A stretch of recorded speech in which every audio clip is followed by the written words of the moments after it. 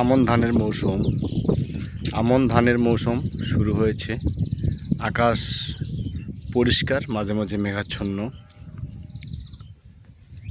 মানুষের বেশিরভাগ জমি ধান লাগানো প্রায় শেষের দিকেই বলবো। এখন শুধু ব্রি 34 জাতের ধানগুলি লাগানো বাকি আছে। আপনারা এখানে দেখতে পাচ্ছেন আমাদের ব্রি 34 সুগন্ধি অর্থাৎ কাটারিভোগ চাল যেটা বলি, সেটার জাত এখানে বীজ রোপণ করা আছে। আমরা আশা করি আগামী এক সপ্তাহের মধ্যেই এগুলিকে তুলে আবার মূল জমিতে দিয়ে দেব।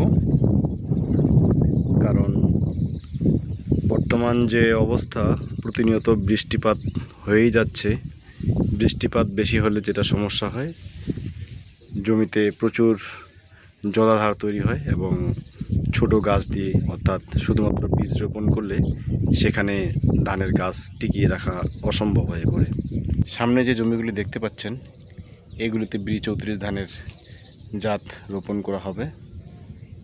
এটা মোটামুটি সবগুলি ব্রি 34 এবং আপনাদের নিশ্চয়ই ধারণা আছে যে দিনাজপুরে সবচেয়ে বেশি কাটারিভোগ চাল উৎপন্ন হয়।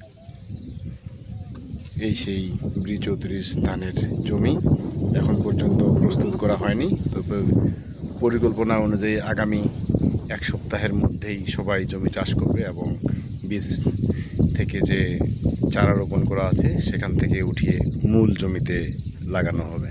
দেখুন, এখান থেকেই গাছগুলি তোলা হবে এবং মূল জমিতে রোপণ করা হবে।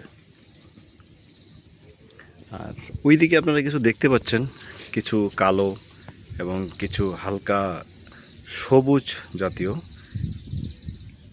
এটা আসলে নতুন করে লাগানো হয়েছে এবং এইগুলোও ব্রি 34, যার কারণে আগামী এক সপ্তাহ থেকে 10 দিন লাগবে একটু সবুজ হয়ে আসতে। কারণ এটা ডার্ক সবুজ সার দেওয়া হয়েছে। যেগুলি সামনে আছে এগুলো হলো ব্রি 51 জাতের ধান। দেখুন, আমি এখন পুরো মাঠের মোটামুটি মাঝামাঝি পর্যায়ে আছি। এখান থেকেই ভিডিও করছি। আকাশের অবস্থা দেখুন, পুরো মেঘাচ্ছন্ন। গতকালকে আমার ব্রি 51 জাতের যে ধানগুলি রোপণ করা হয়েছে সেখানে সার দিয়েছি, কিন্তু আজকে এবং গতকালকের যে অবস্থা সেখানে একটু ভয়াবহ জলাধার তৈরি হয়েছে। কিছু সার চলে গেছে জমি থেকে, তারপরেও কিছু করার নাই, সময় মতো সার দিতে হবে। আজ এ পর্যন্তই। ভালো থাকবেন, সুস্থ থাকবেন। সবার জন্য অনেক অনেক শুভকামনা।